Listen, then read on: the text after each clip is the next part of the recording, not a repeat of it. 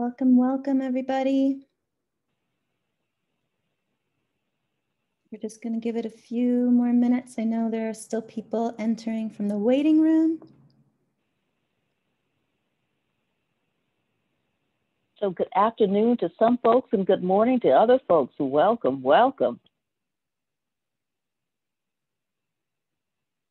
Seeing all the faces, yes.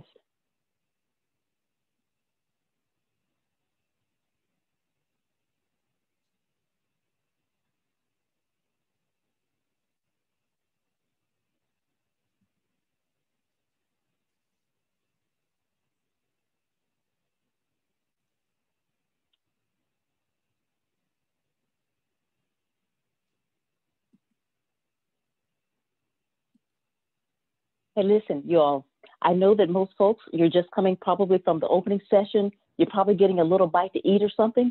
But if you can just turn on your cameras for just 1 second so we can take a session picture. And then I promise you can turn them back off. But we got, and yeah, Haley, I see you smiling. That's what I'm talking about. We got to take a couple pictures, all right?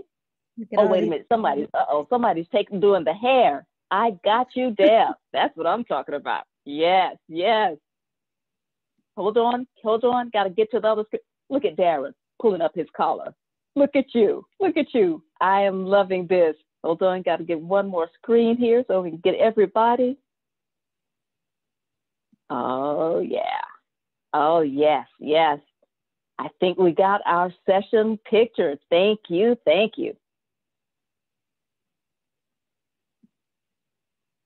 How we're looking on numbers, Lisa? Give the go to get started. It says there's still about 11 people in the waiting room. I know our community solutions folks are letting people in, but right now there's still 10 people. They're coming. Here we go. Okay, good deal. We're leaving no community behind. Let them get in. That's right. All right, I think we can probably get started. All right, let's roll. So we just want to welcome everybody to day one of the Built for Zero learning session. We're so excited to have you here with us today. I am going to share my screen and we'll just do some introductions.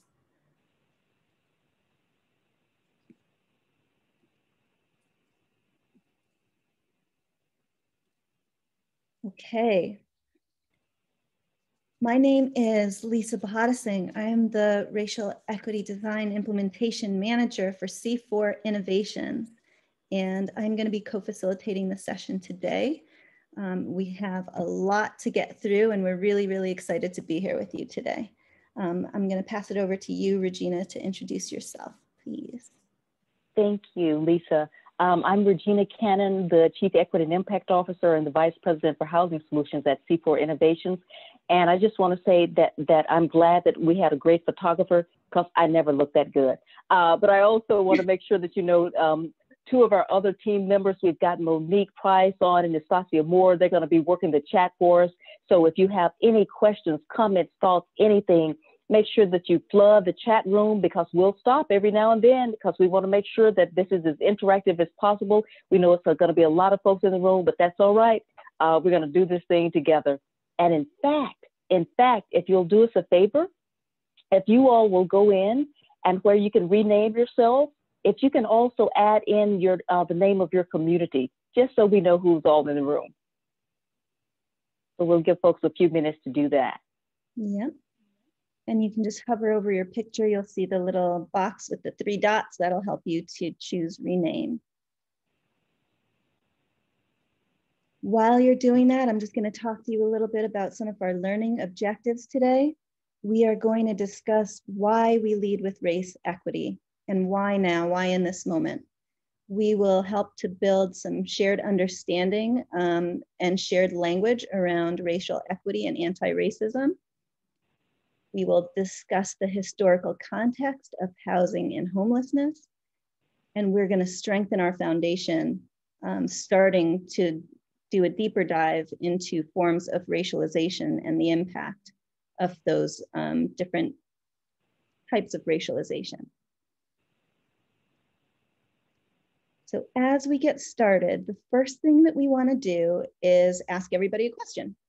So we would like to know, are you having conversations about the impact of race and racism in your personal and or your professional networks? So I am going to launch this poll.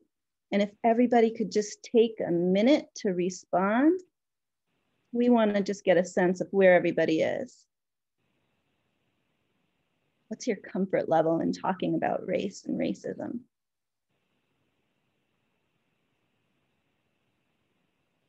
Okay, we've got about half of the votes are in already.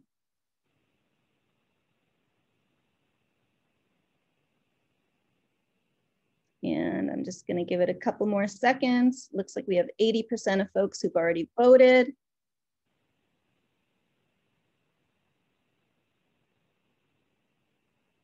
%.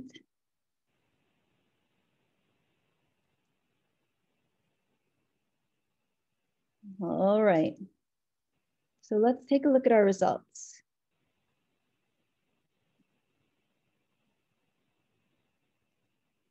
Most people say that they're participating in meaningful conversations about the impact of race and racism on a weekly basis. 48% of the folks that are on our meeting today, and we'd love to hear this. This is great. Oh my gosh. Lisa, can you imagine this percentage like 3 years ago, maybe even 2 years ago? Is this simply amazing that folks are talking about it this much? Oh, I am loving this. Wonderful, wonderful. Okay, let's see. So thank you, everybody. That gives us a good sense of who's in the room with us too. All right, as we begin these conversations, we really want to get a sense from everybody of where you are in your comfort level. And so we just want to share this FAIR learning growth zone model. And you can see that the FAIR zone is really including everything, everyday activities that you're doing, kind of staying in your comfort zone, mixing with the same networks and the same people. Most of your activities in this zone feel comfortable. You're not dealing with hard questions. You don't have to think about racism being a problem. And sometimes when we're comfortable, we also become complacent. And there's not a lot of motivation. There's not a lot of desire to kind of push out of that zone. Maybe because we're not impacted, maybe because the issues of racism are theoretical to some of us in this zone.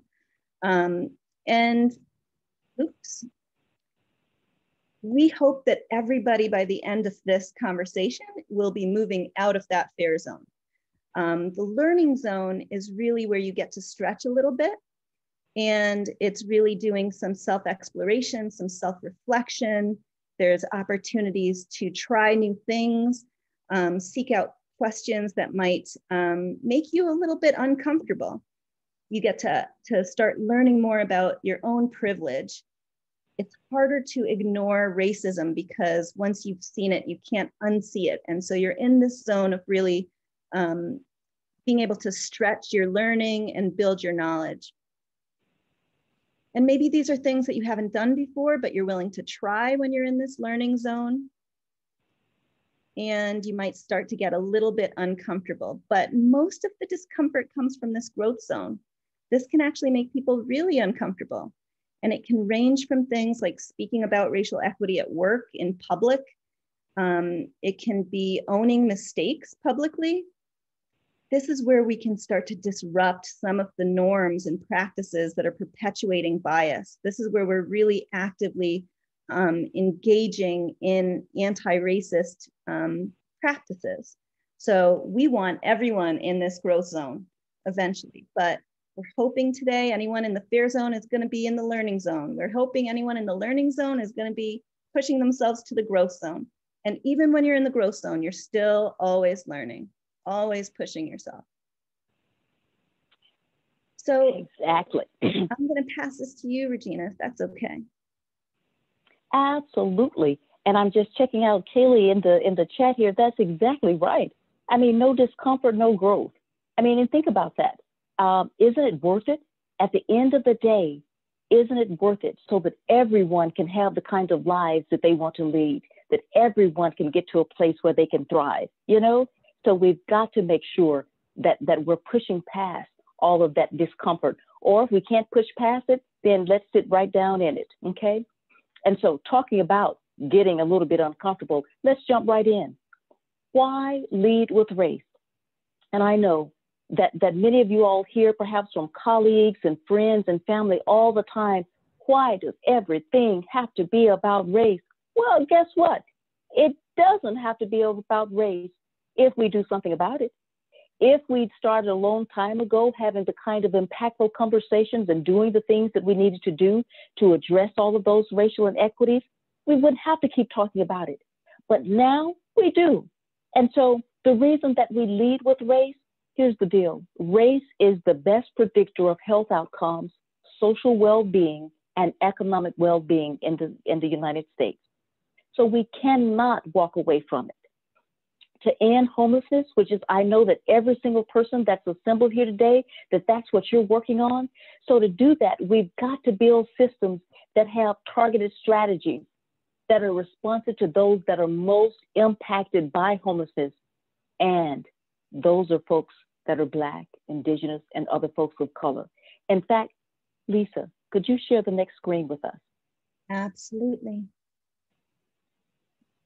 Many of you all have seen this before, but I want to just bring it back into the room. And think about this for a moment. Black Americans are about 12.5, 13% of the population, 23.5% of deep poverty, and yet almost 43% of homelessness. That's almost 3 times as likely to experience homelessness as the general population.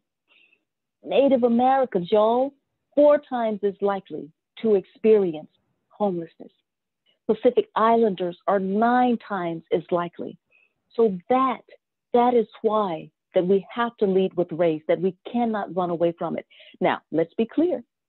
That does not mean that we're not taking into account other identities and different kinds of demographics and the intersection of those. But race and ethnicity, we've got to put that at the forefront now until we can figure out how we began to close those gaps, how we began to make some inroads into those racial and ethnic identities, okay?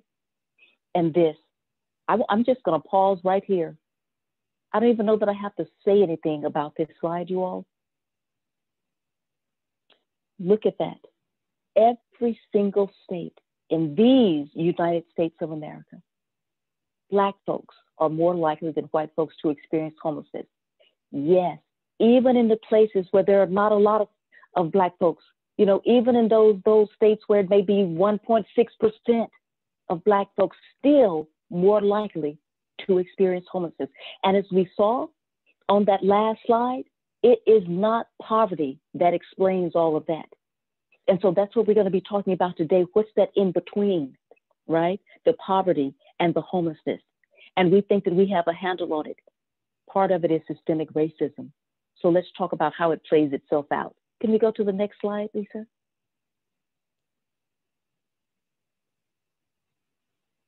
And so here's the thing. We don't want to put everything on the shoulders of the homeless response system.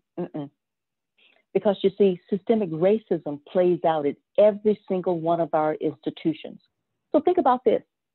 If we have a disproportionate number of Black folks, Indigenous folks, and people of color that are actually coming into our homeless response systems, they're coming in disproportionately from other systems, right?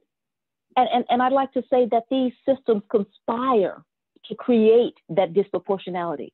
And so whether it's in political leadership, whether it's in our education system, let's break that down for a bit. We know that Black and brown children get suspended more often for the same infractions as their white counterparts, okay? So we're already setting up that school to prison pipeline, right? Because we know the statistics of young people who don't graduate from high school or who miss excessive days, right? We also know about our healthcare system and how for so long, historically and both now in present days, that Black folks and brown folks don't get the kind of health care that they need and deserve. And a lot of times that's based on economics, working in jobs and all that don't come with the benefits that are needed, working in those hourly jobs. We know about the justice system. We know about the overage of the sentences, how those sentences are longer for Black, Indigenous, and people of color. We certainly know about our state and local government agencies, those policies and the practices that many of you all are advocating against and have been advocating against for years because they are harmful, not only to just folks that are experiencing homelessness, but especially to Black and Indigenous and people of color that are experiencing homelessness. And of course, we certainly understand all of the racial inequities and systemic racisms that come from law enforcement and how Black and brown folks are treated.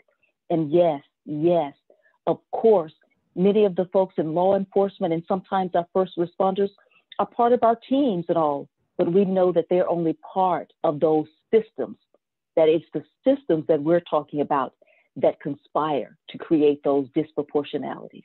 Okay, let's keep going. Which is why we have to know that equality is not enough. And I know every part of us, because we have been socialized, we've been raised to think about equality, that equality is the pinnacle, that if we just treat people equally, that everything will be all right. But guess what? We got to go through equity to get to equality, because we understand something. Equality is about treating folks and communities the same. And that only works if they start from the same point, if they're situated in the same way. And we know that they're not. So think about this.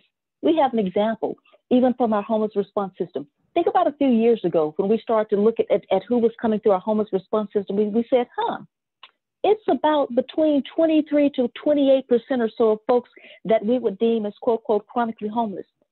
Guess what? We need to put more resources. We need to give this group more resources because that's what they need. So we've been here before, right? Now we just got to go a little bit further. We've got to start looking by race, by ethnicity, by intersection of that and gender to see how we actually do more equitable kinds of programs and practices. Think about if we had two communities, y'all, and we said, you know what? We've got some new monies coming in from the administration. We've got these two communities, they're side by side. We've got $1 billion. We should just split that in half, right? You're going to get, your 500, million, you're going to get your 500 million. Oh, no, wait a minute. If one community is already incredibly well resourced and they're getting really, really wonderful outcomes across all of those systems, you tell me, why would we give them the exact same thing that we give the community that is under-resourced, that has been underinvested in, that the people there are not getting the kind of outcomes that we want for everyone, like housing stability, like economic mobility, children graduated from high school, young people and babies being ready for school? So think about that. It's exactly the same when we began to think about our homeless response system. How do we begin to move toward a more equitable homeless response system? Okay. And we've learned some lessons here. I always want to pause sometimes and think about what's going on in our world that can teach us, that can bring lessons into our system. And this moment is teaching us so much, y'all. It's teaching us that one, we've got to continue to disaggregate data. We learned that through COVID, right? We learned that it took forever and a day for them to figure out, oh, wait a minute. It's Black and brown folks that are experiencing COVID at higher rates and dying at higher rates. And even now in some places are being vaccinated at lower rates because of lack of access. Yeah. We learned a couple of things around historical context. We realized that we couldn't just sort of start putting things out there without putting it in context. So every bit of that data that said, oh my gosh, Black and brown bodies are falling prey to this COVID-19, well, back up and give us some context around that. Let's talk about what segregation did to put people in places and in houses where they were having more respiratory problems, right? Let's talk about the fact that people had more chronic cases of hypertension and diabetes because they were denied access to the kind of the proper health care that they needed, right? So let's put some context around the numbers. It's the same thing in our homeless response system. Let's not just talk about who's experiencing homelessness at a disproportionate rate without putting some historical and contemporary context around it. What else did this moment teach us? This moment taught us that protest and advocacy works. Yeah. And not just marching in the streets all summer, which yes, brings absolute attention, but the follow-up for that of going in and advocating to all of our different systems and saying, this is what we must have. Don't you know that the amazing advocacy work that this group that's on this call right now, that you have done over the years at Capitol Hill and going to the Alliance and all of those at your state level, at your local level, that has made a difference?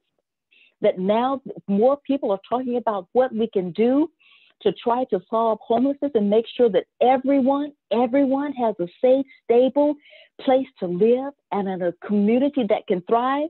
You did that through advocacy. But we also learned something about backlash. We learned that when things start to progress, especially if the progression is helping Black and brown folks, that there's going to be a backlash. That there's going to be a moment when people say, wait, not too fast. We don't think that those folks should be in those positions. We don't think that those folks should be getting that housing. We don't think that those folks should be fill in the blank. So we need to stay vigilant because backlash will always come.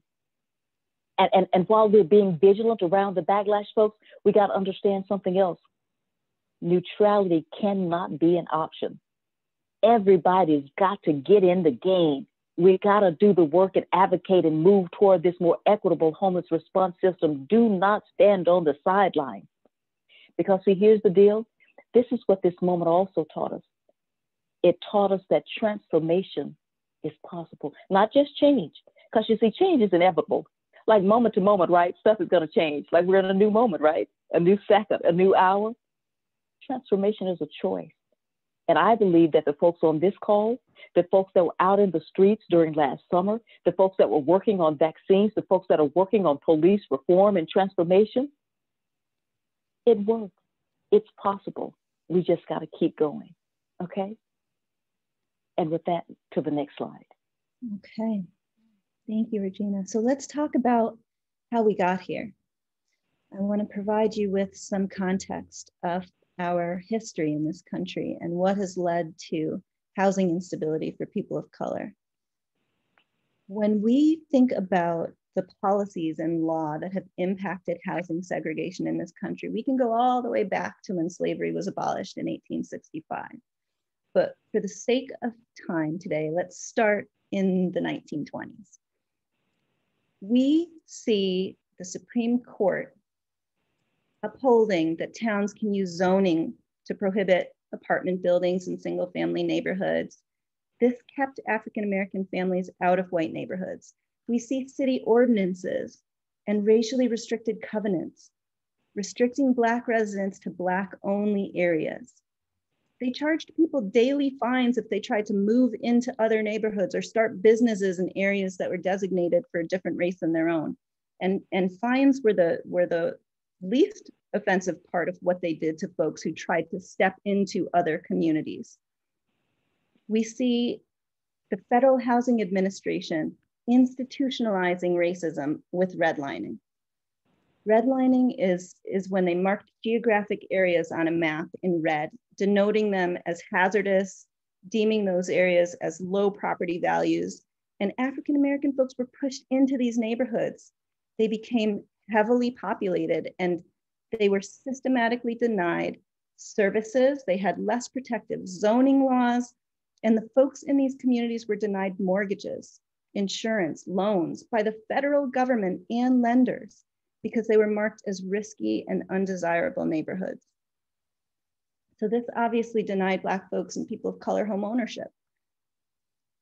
Then we see 1940s to 1960s that there are these unenforceable restrictive covenants.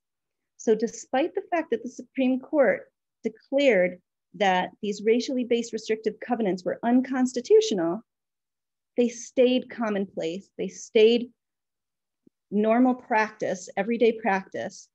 And as a result, we see steering Black residents to specific neighborhoods and real estate agents making sure that they don't have access to white neighborhoods, making sure that minorities cannot purchase homes. And that brings us up to where we are today. And we still see a lot of these zoning laws and ordinances having an impact today.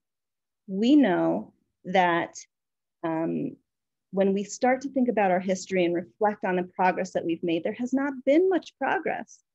The negative effects of systematic and institutional racism continue to permeate throughout communities and neighborhoods of color. And we can think about large minimum lot requirements today.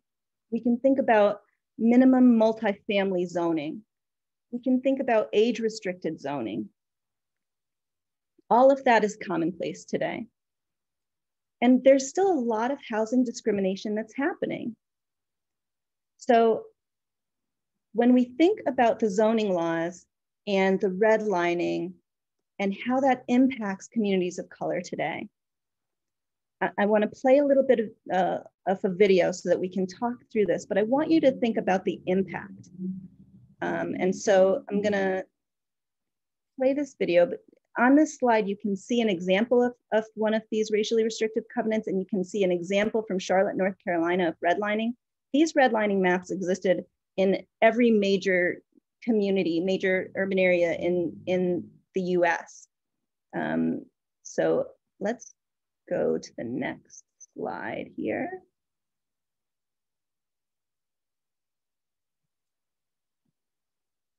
You know what's so sad, man? You know, it's wild. Martin Luther King stood. Can everybody hear that?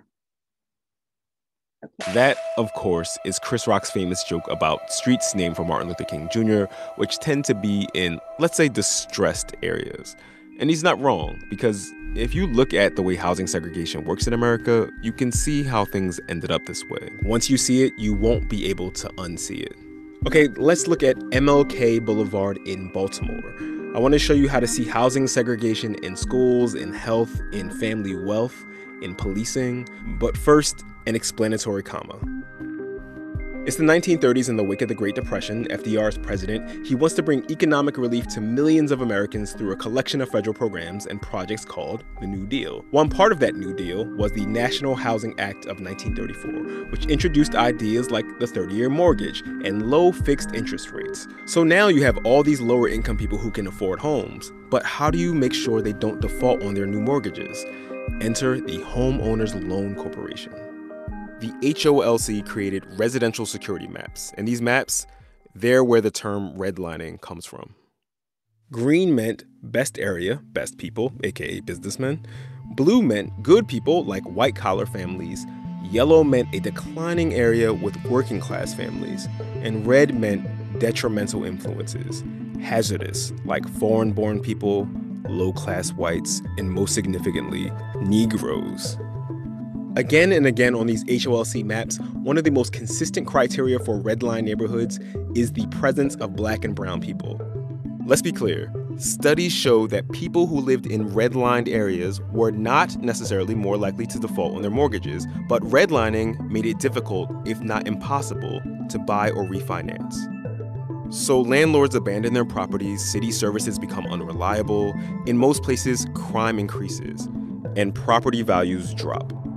All of these conditions fester for 30 years as white people flee to the brand new suburbs popping up all over the country. Many of those suburbs institute rules called covenants that explicitly forbid selling homes to Black people, and all of this was perfectly legal. Now it's 1968, and MLK is assassinated. Good evening. The Reverend Dr. Martin Luther King, 39 Apostle of nonviolence in the civil rights movement, has been shot Martin Luther King was shot and was killed tonight in Memphis. In the aftermath, Congress passes the Fair Housing Act of 1968. It's a policy meant to encourage equal housing opportunities regardless of race or religion or national origin, and it offers protections for future homeowners and renters, but it does little to fix the damage already done. Over the next 50 years, the Fair Housing Act is rarely enforced. So you can still see housing segregation and its effects in Baltimore and often along any MLK Boulevard in any U.S. city, like its effects on wealth. So home ownership is the major way Americans. So let's stop there for a second, because I want to give us a moment to process some of this information and think about the impact that this history has had on our communities today. And so even if we just think about the fact that there are still perceptions of these communities of color being dangerous, being dirty, without this historical context, what is the impact of those kinds of assumptions, those kinds of stereotypes? I think that's really, really important to consider. But what I want to ask each of you, and you can just use the chat to share your thoughts with us. How do you think that housing segregation has impacted wealth, health, education, and policing? And so I'm going to put those in the chat. And I just want to hear from folks.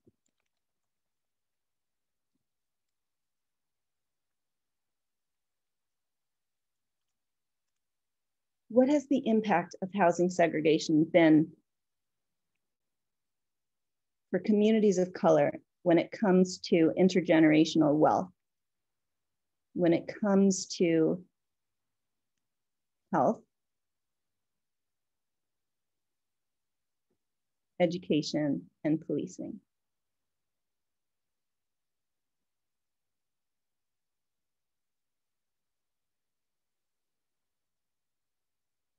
Keeps property values in non-white communities from being competitive. Absolutely. Underinvested housing stock has impacts on individuals' health. Yes, and the underinvestment is not just on housing, it's on schools, it's on parks, it's on infrastructure in those communities.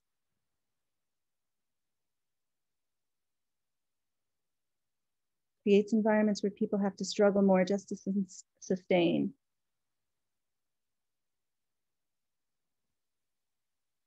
Higher crime, lower access to opportunities.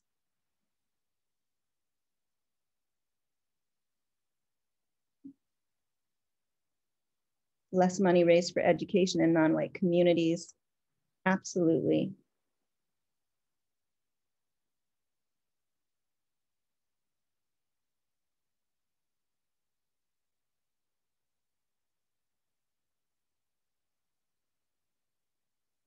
These are great comments. It's hard to keep up with all of them, but I know we've got everybody, all the C4 team is commenting in the chat, so I hope everyone's reading all these comments as well. It contributes to continuing stereotypes that are racist. Thank you. Absolutely. Intentional limiting of resources. Right. So the system is doing exactly what it was designed to do. It has been intentional. Over policing in those communities, leading to mass incarceration.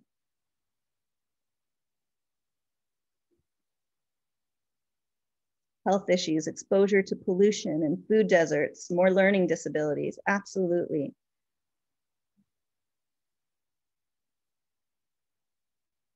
Police are targeting certain neighborhoods. Causes division. Pipeline to prison. Absolutely. So I want to thank everybody for all their comments here. This is really great conversation. Yeah, widening of the socioeconomic gap, widening of this wealth disparity, right? You know what's so sad, man? You know what's wild? Martin Luther King stood for nothing. There we go. Okay. So let's talk about how housing discrimination is experienced today. For Black and Latinx folks, Indigenous folks, we know that they are required to provide more notice before viewing houses. They're steered to specific communities, asked more questions about their qualifications. They have higher eviction rates, higher loan rates. And they're shown fewer homes, told about fewer listings. So we know that there are real estate agents who are steering Black folks away from desirable neighborhoods. We know this is still happening today. We know that as a result of predatory lending and steering borrowers to higher cost loans, that folks are less likely to be approved. And today, this racism that we see, the structural racism that's impacting all of these systems, including housing, is why we're here, right? It's why we're here in this learning session today. We are here to figure out how we can start to address this. What can we do? And knowing where to start can be really difficult, and it can feel very overwhelming. And the first thing that we need to do is think through this history, make sure that we are thinking about context when we think about the disparities that exist. Think about how we got here so that we're not attributing some of these things to characteristics of different demographic groups. This is our history. This is what we've done. This is what this country's created.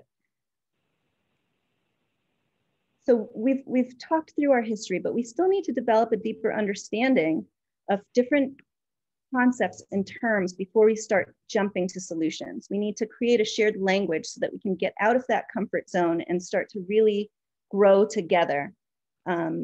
One thing that we learned when we gave everybody that initial survey that was distributed is that most people who are joining us today feel pretty confident about some of the basic concepts related to racial equity. And there's this bias towards action. Everybody wants to know, okay, we know that there are disparities, but now what? What do we do next? How do we take some action and progress?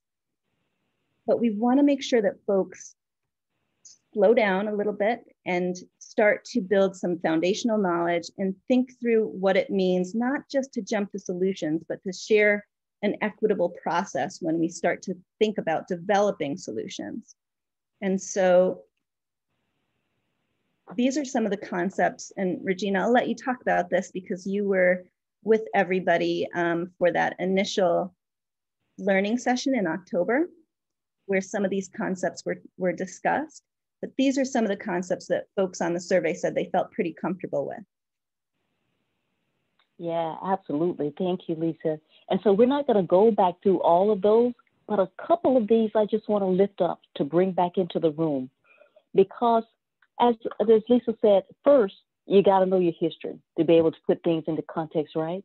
And then you got to have this shared language, a way of speaking to each other about it, a real deep understanding, not just surface level. So let's give an example. So think about when you were back in school, right? And you used to have like, had to learn the different definitions, of words. And you got this list every week and all, and you could recite those things back. But when the teacher asked you to use them in a sentence, you were like, what? Like, I just know the definition. I can't use it in a sentence. And then you got into high school and all, our other grades, and you started to take different languages, right? And the first thing you would do with, learning all the vocabulary and learning how to conjugate all the verbs and all of that, and you're feeling pretty good, about, your first year and all. And then you got into conversational, the different languages, right? I'm raising my hand because I did not have a clue. My French professor literally said to me, Regina, you are butchering my language. And I did. But I say that to say, but there's a building, right? There are building blocks. And so that's what we want to make sure that we're strengthening that foundation that you have around the concept. So the one that I want to lift up today is around culture humility, because I think that that's going to lead us the rest of the way. So culture humility, I think sometimes that we perhaps don't get all of that concept, and we think about, well, gosh, if we acknowledge other folks' culture and we begin to sort of, make sure that we have an openness to that. Well, the first thing you got to do with culture humility, you got to listen to yourself.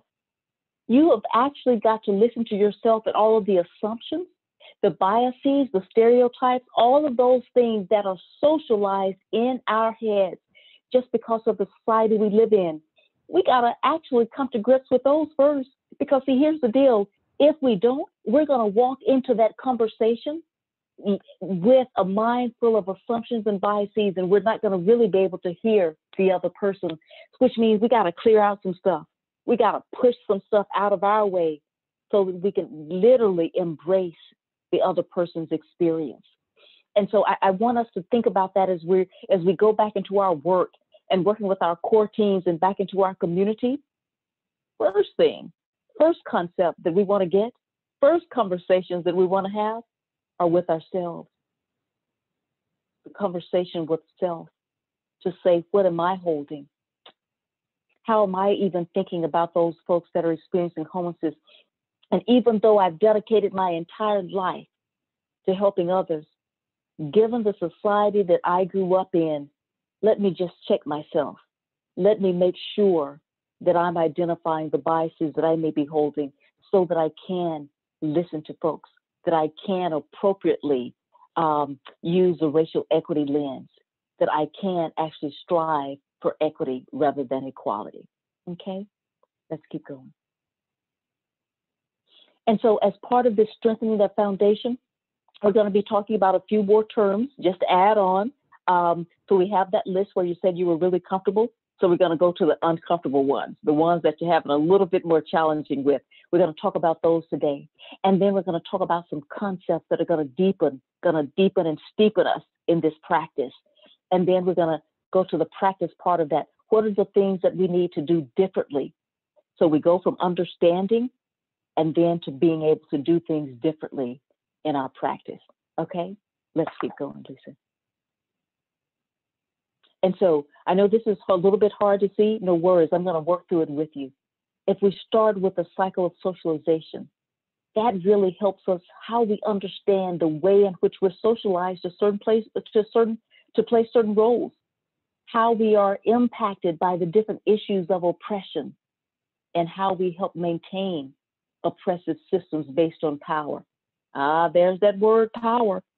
We cannot leave out oppression and oppressive power out of any discussion when we're talking about ending homelessness, when we're talking about getting to more equitable homeless response systems. Because you see, there are folks that are actually building this system, right? That are maintaining this system. Think about this. If we were to look across all of our nonprofits, right? I want to give you a couple of numbers. Think about the numbers we gave you at the very beginning. And we said that Black folks, Native Americans, Pacific Islanders, that those folks were 3 times, 4 times, and 9 times more likely, respectively, to experience homelessness. Now, I want you to think about the leadership at your nonprofits. Does it reflect that? Does it reflect that representation? How often are we making sure that the folks that are actually designing the system, that we're sharing power with and we're sharing decision-making with, that they're actually the folks that are most impacted? And so this cycle of socialization begins to help us to understand how we're socialized to play these different roles. Because see, here's the deal. In the beginning, we're just born into this world, you know, we got no blame, no consciousness, no guilt, no all of those things. But we're born into a world where we have biases and stereotypes and prejudices and habits and all of that history. And then we become socialized to that. So we're taught on a very personal level from our parents, from our guardians, from our first teachers, from people that we love and trust. They shape our socialization. But guess what? They've been socialized in a certain way too, to hold certain prejudices and stereotypes and biases. And then it's reinforced through our socialization from the culture. You know, all of those different institutions, whether it's school, the television, the legal system, our health system, the medical system, our song lyrics, for God's sake, every place we are socialized. So those things are reinforced, and they result in us having this sort of lack of reality about what's going on in other folks' culture and other folks' communities. That sort of inconsistency, the violence that can come from that, even the dehumanization, sometimes the ignorance that can come from that. But again, we've got a choice, folks. We can choose to actually make changes by educating ourselves, by interrupting those systems and taking a stand and questioning them and saying, you know what, this isn't right. It's not working for everyone. And yes, we're going to push back against those systems. So folks, we have an opportunity to re-socialize ourselves in a way that is more equitable. Okay, let's keep going.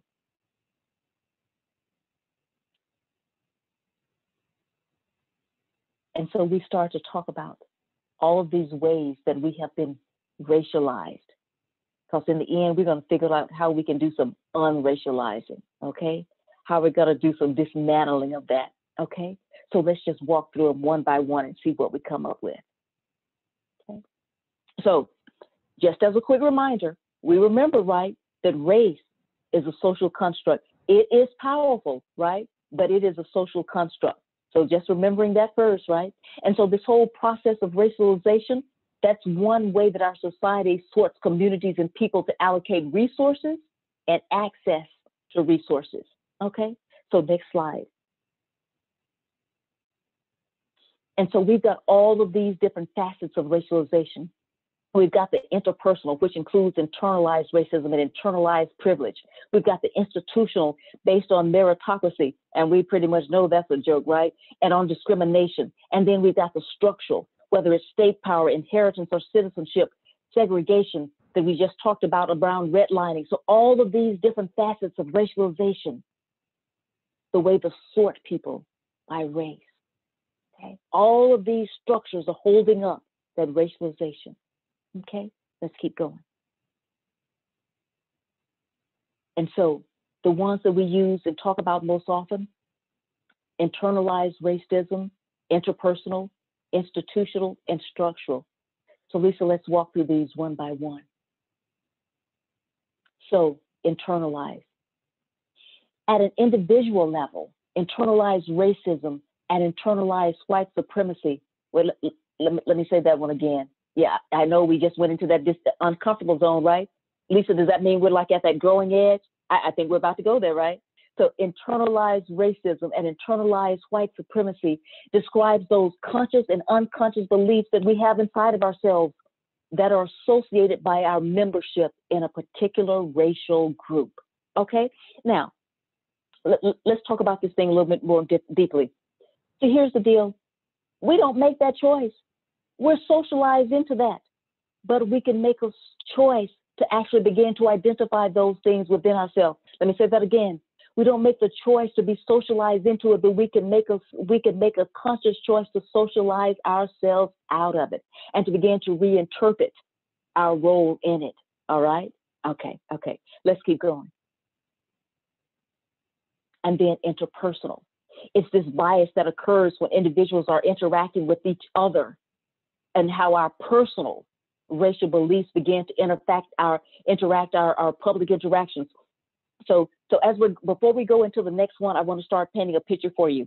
I bet many of you all have seen that, you know, all of these things that have gone viral, and we call people, you know, the Karens, you know, and the Amy's, you know, and these are folks that are actually getting in, as we would say down south, in other folks' business, you know, and walking down the street saying, well, no, y'all can't barbecue over there. Well, wait a minute, little girl, I don't think you have a permit to sell water. You know, getting in other folks' business, right? You know, that's that interpersonal stuff. But here's the deal.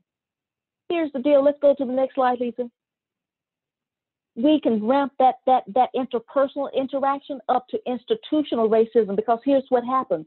Because you see, Karen may be biased against baby girl for selling that water, you know, and against Uncle Willie for having that barbecue in the park, that he's been having that barbecue now for the last 10 years, right? Okay, but here's the deal. When Karen and Amy make that call to law enforcement, they have stepped into institutional racism, because you see, we understand that if you make the call to the police, what's going to happen? We got the statistics. We understand that if that call is made against a Black or brown person, we know that the statistics say that they're going to be in more trouble. They're going to be arrested more often. And yes, they will die more often at the hands of a law enforcement officer. Yeah. And so see, what can start as interpersonal bias can quickly escalate into institutional racism. And then it keeps going and it multiplies and multiplies. Let's keep going, Lisa. Into structural racism. Because see, structural racism is that accumulation of all of those racisms and institutional racisms. It describes how those different facets of racism work interactively to reinforce systems of racialized outcomes that are considered normal and natural. One of you put it in the chat. You talked about how all of those inequitables become the normal way. Like that's just what it should be. And that here's the deal, structural racism, right now, it doesn't even require racist actors or racist intentions. It is there. It is so steeped into each one of our institutions. It is durable. It is multi-generational. So you don't even have to walk up and say, I am going to be a racist actor today, and I'm going to do something. If you are an actor inside of the system, unfortunately, you have to figure out, am I going to be complicit with the structural racism, or am I going to challenge it? Because we understand that the outcome of structural racism is a highly uneven geography of opportunity, and that it will constantly evolve. Think about that. So it's not like you can just grab it in one moment, and put it in the trash can.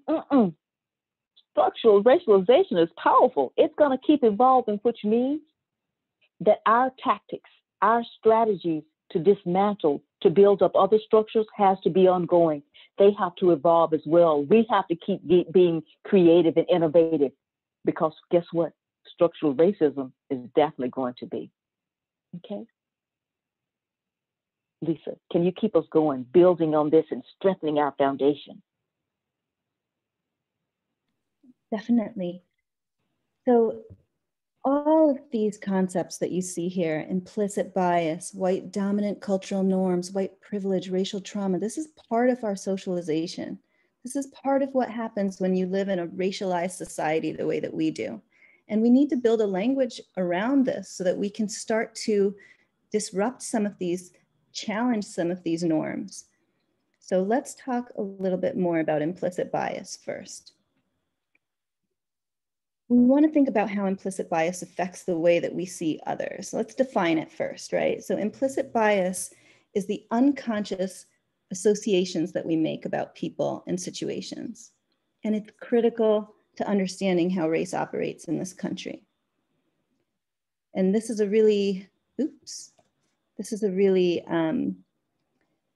I like thinking about these glasses. We always talk about, using a racial equity lens. This is the opposite, right? This is what creates inequity. These are these implicit bias lenses that people have based on the way that we're socialized.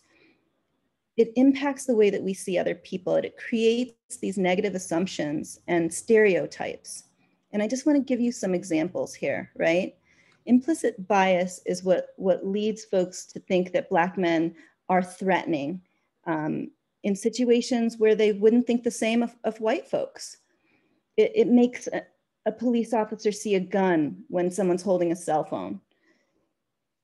It makes teachers think that Black kindergartners have behavioral problems while white students are seen as intense or precocious, right? There are these constant divisions and negative assumptions that we're making about Black people, Indigenous people, and people of color based on the way that we receive messages constantly in this country. So those are just some examples. But I want to ask folks, and again, you can use the chat for this, what are some negative assumptions and stereotypes that you see playing out? What have you witnessed as far as the stereotypes against some of the folks that you're trying to serve? We know that this implicit bias happens without conscious thought, which is why it's so persistent. It's so hard to address.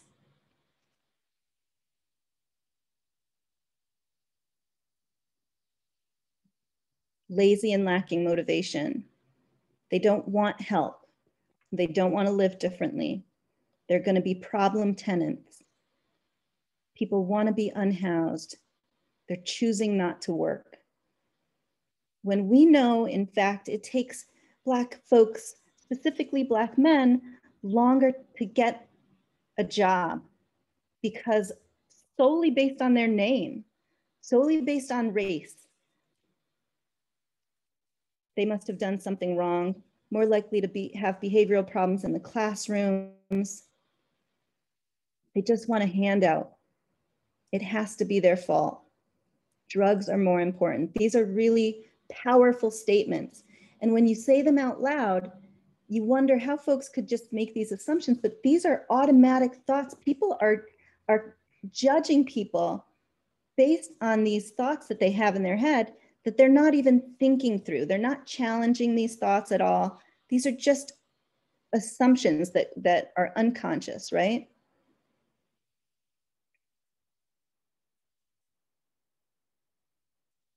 If I can get through it, they can too. So that's that myth of meritocracy, right? If you work hard for it, anyone can achieve the American dream.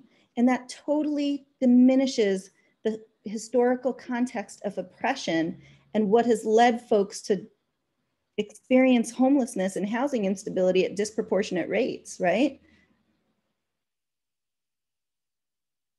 Okay, so let's keep going. Why do we need to talk about this? Why is it so important that we're talking about implicit bias? Implicit bias can be a better predictor of behavior and decision-making than our own explicit beliefs.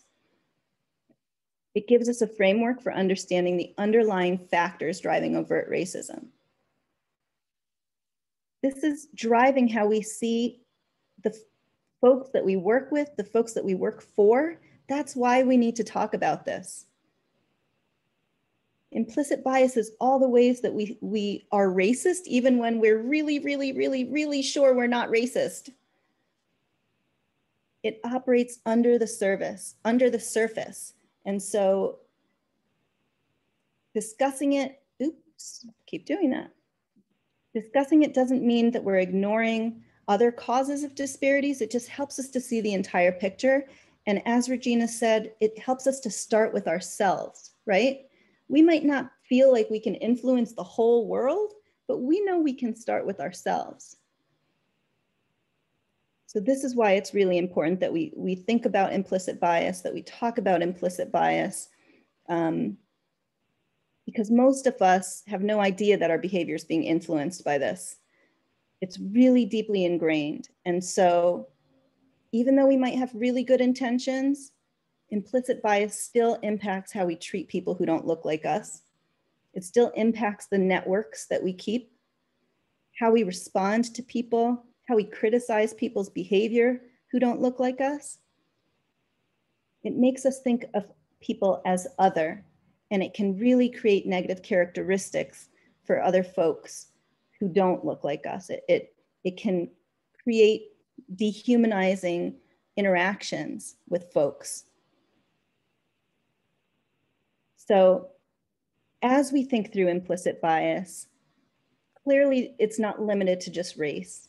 We have biases related to religion and sexual orientation and ability. Again, we always start with race, but we have to challenge these thoughts that we have and think about how to move past some of these biases. Now, we might see some folks as other because of this bias. The norm in this country is white, straight, cisgender majority. That's setting the norm for how we see other people. And white folks in this country constantly get positive messages about themselves, right? Their worldview is the universal worldview. Their standards are the norms. They're seen as universal. They set the standard for what's appropriate, what's beautiful, what's normal. And this leads to having white dominant cultural norms conferred upon all of us. And so I want to switch to talking a little bit about what that means. Regina, can you take this from here? Would love to, thank you. And guess what? Deb just walked us into it. In fact, I'm gonna just read it directly from the chat. we don't even need to go any further, Lisa. Deb said it exactly. I think that one of the biggest hurdles we have are that white people who are not purposely racist. They're just living the social norms we have. And so they don't see the problem and don't think the change needs to happen. There you go, Deb. It's a cultural norm. It just, all of these white dominant cultural norms. And see, here's the thing. If we don't challenge those norms, people will continue to get hurt, right?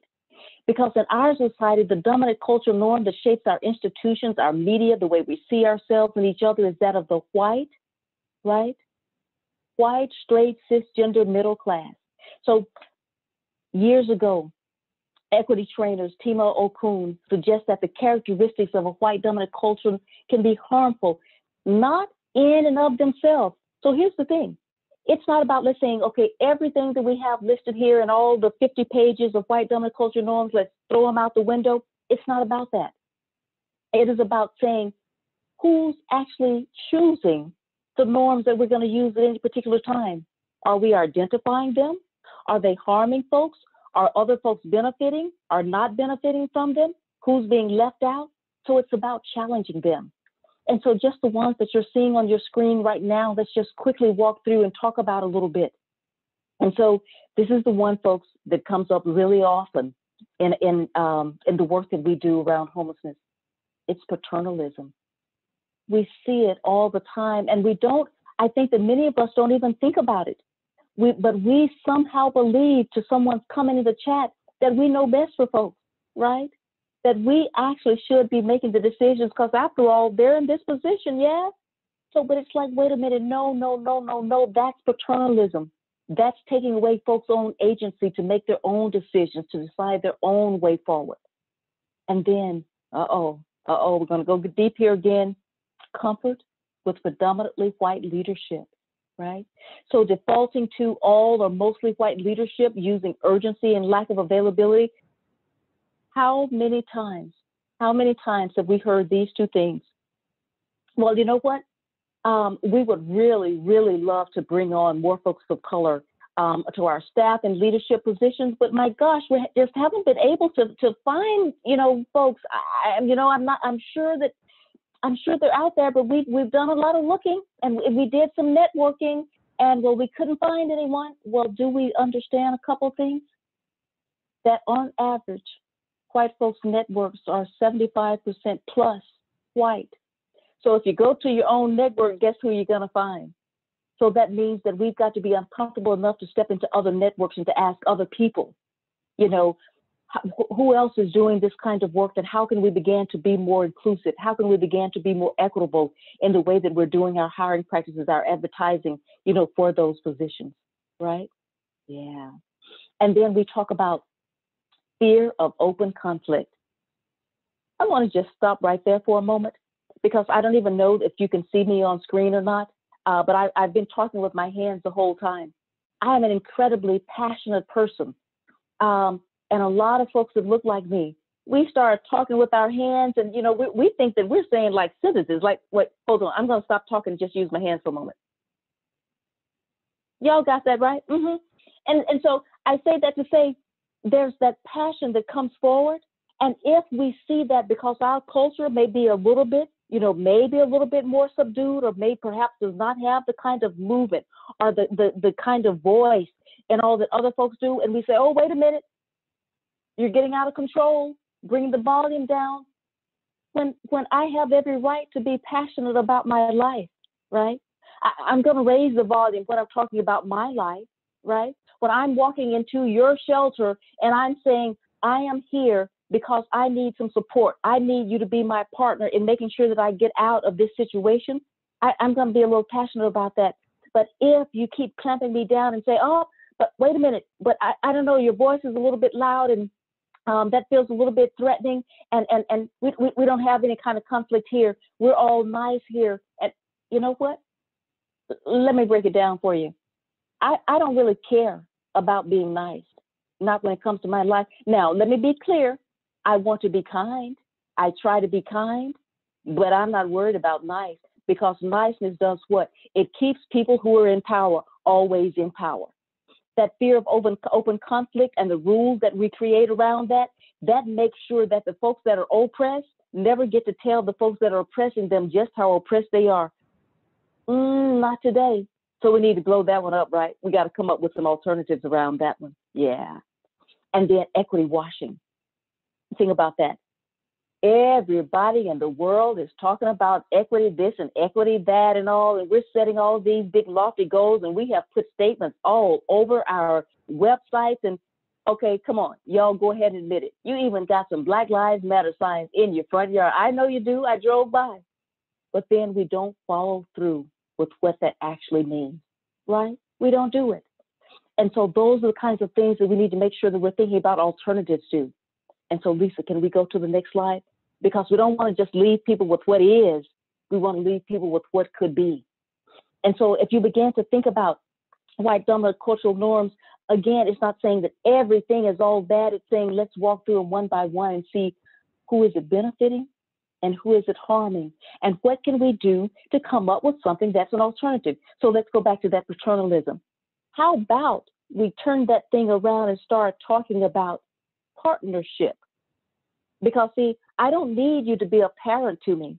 I need you to be a partner to me, that we're going to work this thing out. We're going to figure out the strengths that I bring to the table and the needs that me and my family may still have. And I need you to partner with me in getting those resources, right?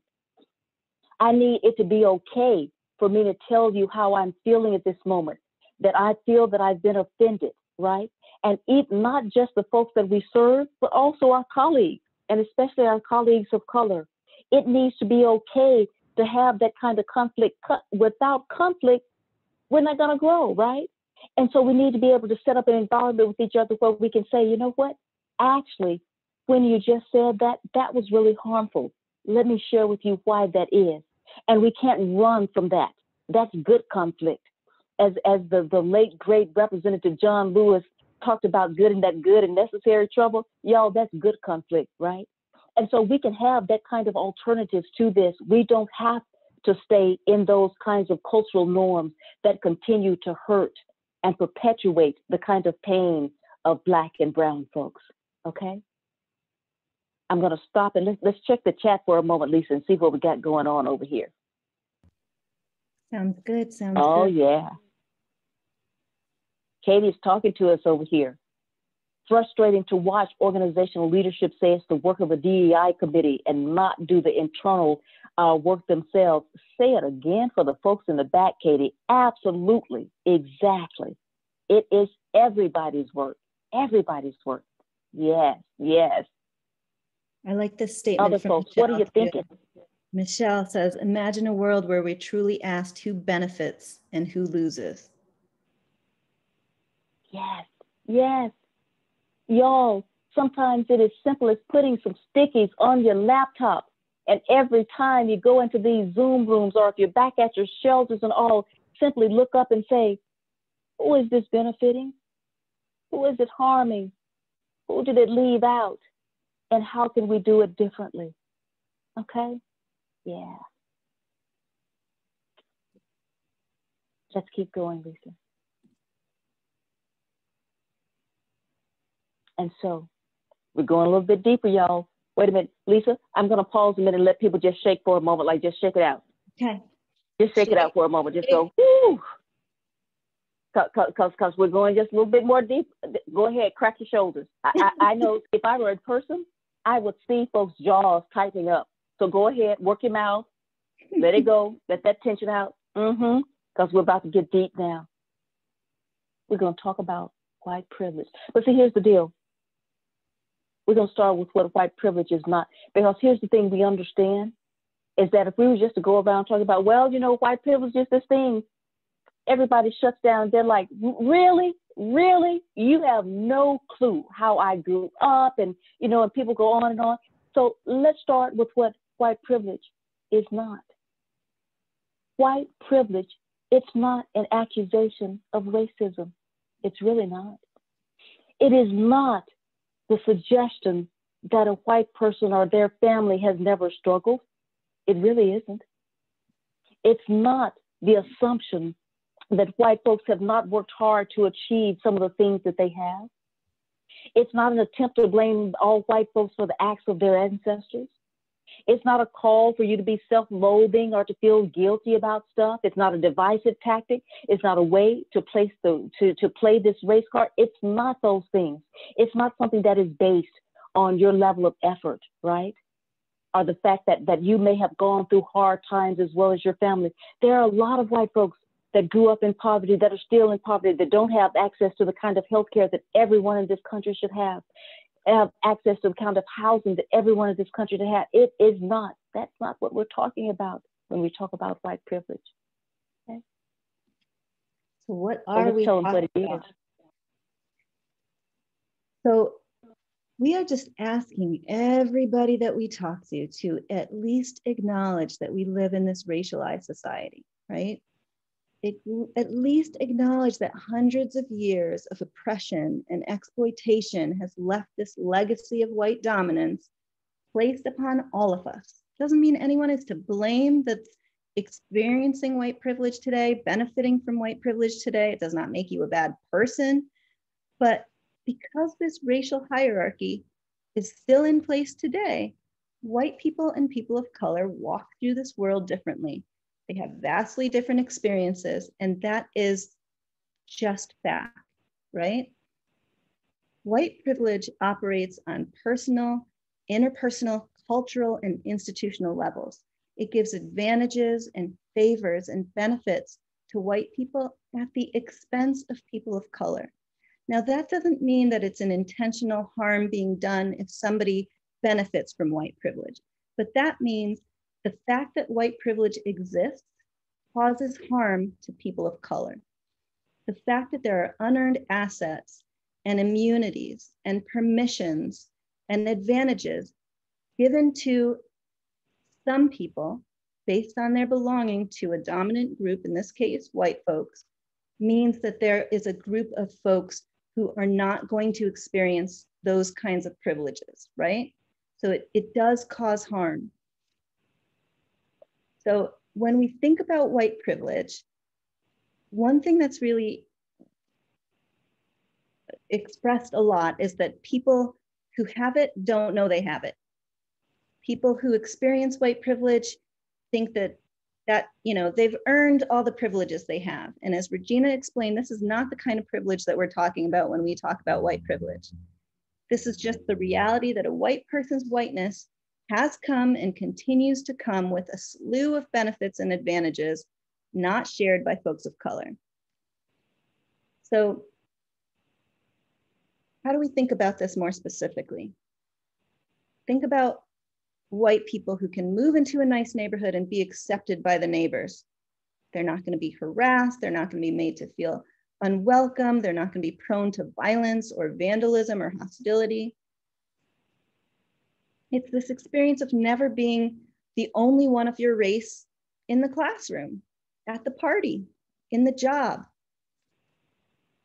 No one's questioning your attendance at an elite institution solely based on your skin color, thinking, well, you only got here because you're a person of color. You didn't earn it. It's not based on how hard you've worked. No one's questioning your intellectual capabilities because of your skin color if you have white privilege. So this is a really important concept as we start to move forward and think about the impact that this has. And white privilege comes with power. Folks with white privilege can choose to ignore their privilege and just perpetuate some of the harm that it can cause, or they can use it to be allies. White privilege comes with power that can be used to hurt people or to help disrupt some of the bias that we confront on a daily basis. So Regina, I'm going to ask you to talk a little bit about racial trauma, microaggressions. Yeah, because see, here's the deal. When we don't acknowledge and identify the privilege and the power that comes with whiteness, when we don't acknowledge that privilege as a protector as an advantage sometimes, then we leave ourselves open to heaping on racial trauma and microaggressions. And we put the micro in there because there is nothing micro when the aggression is coming toward you, right? And so let's define how this feels to be the recipient of this, right? It's this racial trauma is race-based traumatic stress, the mental and emotional injury that's caused by encounters with racial bias and ethnic discrimination, hate crimes. Any individual that has experienced these things has the possibility of having this kind of racial trauma. Now, I know a lot of you are saying, well, wait a minute, is that very similar to post-traumatic stress disorder? It's similar, but racial trauma is unique in that it involves ongoing individual and collective injuries due to exposure and re-exposure to race-based stress. I want to just hang out here for just a second, Lisa. I know we're getting toward time, but I think it's worth just hanging here for a moment. Because in this moment that we're in, this whole COVID moment, that when so many of our worlds slowed down and we watched the pictures over and over, Black and brown folks being brutalized, being killed right in front of us. And then we had to go to work. We had to go to work, right? And people were saying, well, what's wrong with you? What's the problem? And we were saying, but you don't understand that it's almost like a brother or sister was going through that trauma that we're seeing. Because sometimes it's not just being there or experiencing ourselves, it is actually the witnessing. It is the bearing witness of that racial trauma of folks over and over and over in our community who could be us, right? And so racial trauma, all of this built up over and over and over again, all of those quote, quote, microaggressions. And there's a wonderful quote, I think, that captures that. Lisa, if you can go to that. Dr. Charles Moreau said this: with time, continuous tiny drops of water make a hole on a marble floor. Similarly, racial trauma wears on us over time. It is not just a one-time incident. It is the accumulation of experiences. Think about that juxtaposition, the marble floor. But if you keep the drop after drop after drop, over time, it will wear a hole, right? And this is some of the absolute hardest things that you can get through. And so, yes, you have a people, Black people, brown people, who have been resilient over the generations, over the centuries. But my God, if you keep having to experience the trauma over and over and over again, it becomes this racial trauma that shows itself in all sorts of ways in health, in our mental health, in our psyche, in many of our young children's outcomes, yes? And so that's why we have to stop and think about what is all of this sort of, these white dominant cultural norms, this white privilege, all of these things that we swim in all the time, the kind of impact that it has on folks. And so we're gonna let a few folks speak for themselves. If we can go to this next clip, Lisa.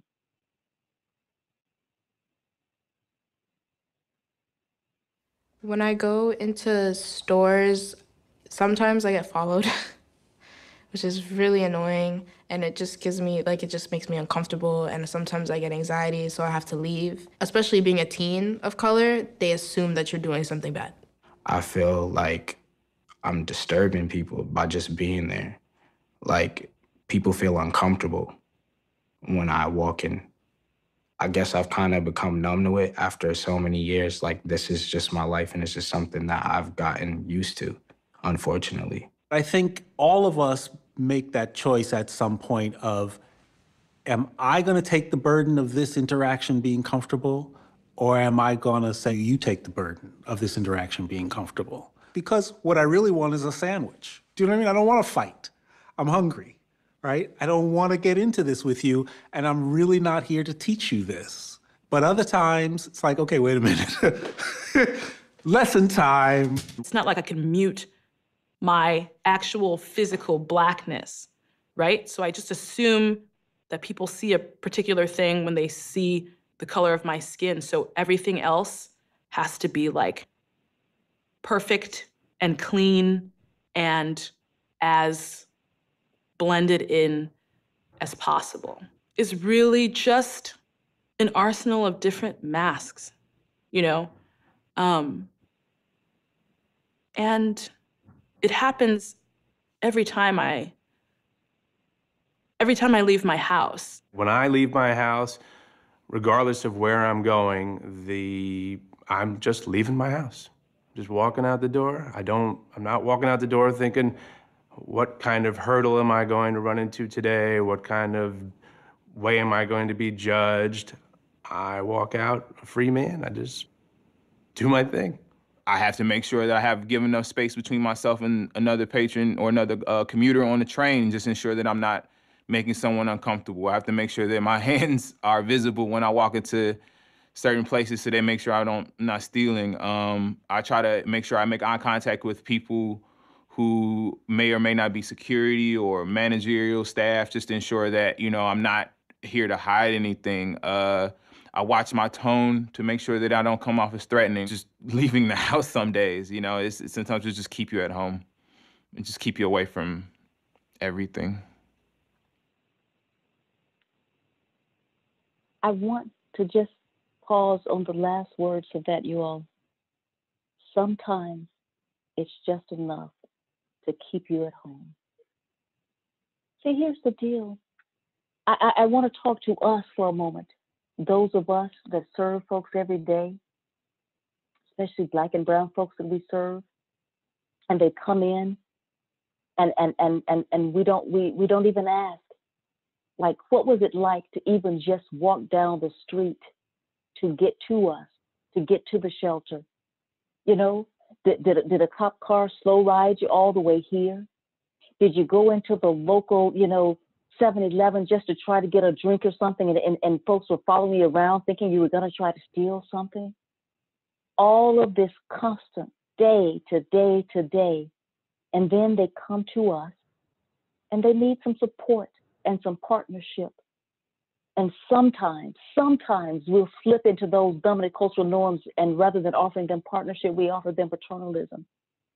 Sometimes, just sometimes, we'll allow that implicit bias, those assumptions and negative stereotypes that we hold about folks that Lisa talked about earlier, seeing Black men as more threatening.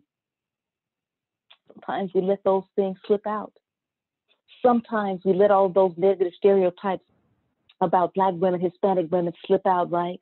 And about their children and why they're in here, and maybe they're just trying to game or work the system.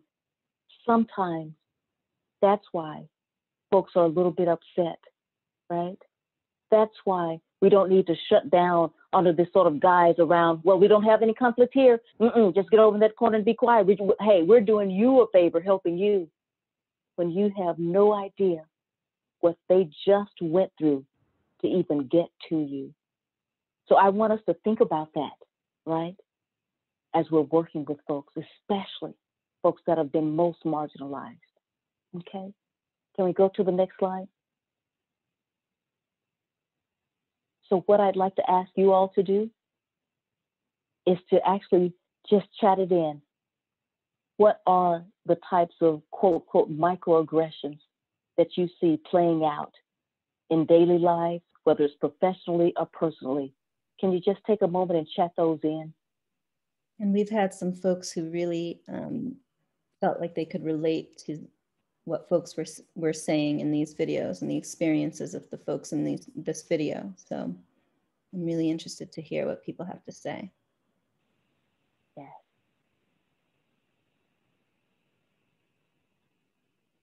Yes. The free labor, asking for free labor, right? Taking on all the emotional labor as well as any other kind of labor for free. Absolutely. Thank you for sharing that. Kimberlyn said that she does not want to be perceived as the angry Black woman. Yes. And that's that stereotype threat that sometimes we don't even say and call out things when we're being offended because we don't want it to come across as being the angry Black woman and be dismissed. And so we have to swallow that inequity and that harm and that pain. And yet we know it's going to play out in our health and all of those things, but we have to swallow it because we don't want to fall into a stereotype threat that other folks have put on us. Yeah. Candace is talking about the experience her daughter had at Champs. And then how can you not be the protective, angry mama bear in that situation? Exactly. Exactly. And knowing that we have a right to speak up. And so as you're going back and working at all of your different service places and all, just keep that in your mind, that everybody's got a story, right? That people are experiencing things that you may never even be able to touch, to hold, or feel. But when they say that they have experienced them, believe them. And make sure that you are not perpetuating and being complicit in continuing to render them harm. Okay? Shall we just open it up for comments and any questions, thoughts, reflections? Oh, thank you all for continuing to put these in the, oh my gosh. Thank you for your vulnerability in sharing these. To have husbands, spouses to be pulled over because of the darkness of the skin. Yes, my goodness, exactly. Comments about my hair when I wear it natural, or even requests to touch it. Yes, yes. The extra security checks at TSA. Oh my gosh, absolutely. I've watched it and experienced it. Yes, thank you, Maya. Yes. Being perceived as an ignorant, illegal immigrant. Yes, yes. Oh my goodness. And so we hope that by talking about these things very openly and the interaction that we've been able to have with you today in the chat, and we are so appreciative and have so much gratitude that you were with us all the way and fully present with us. I hope that this will help you to think more deeply in every aspect of your life and keep asking yourselves a couple of questions. When I'm doing this, when my organization is doing this, when we're designing this policy or this practice, who is it harming? Who is it benefiting? Who is it leaving out? And above all, who's at the table helping me to make it? Okay. Thank you all so much.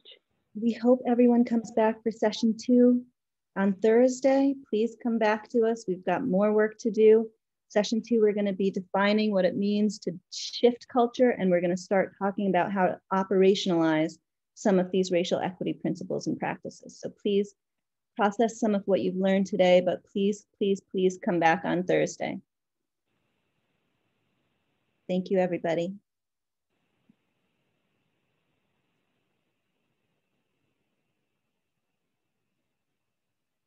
We'll hold on a little bit longer in case you have final things that you'd like to share.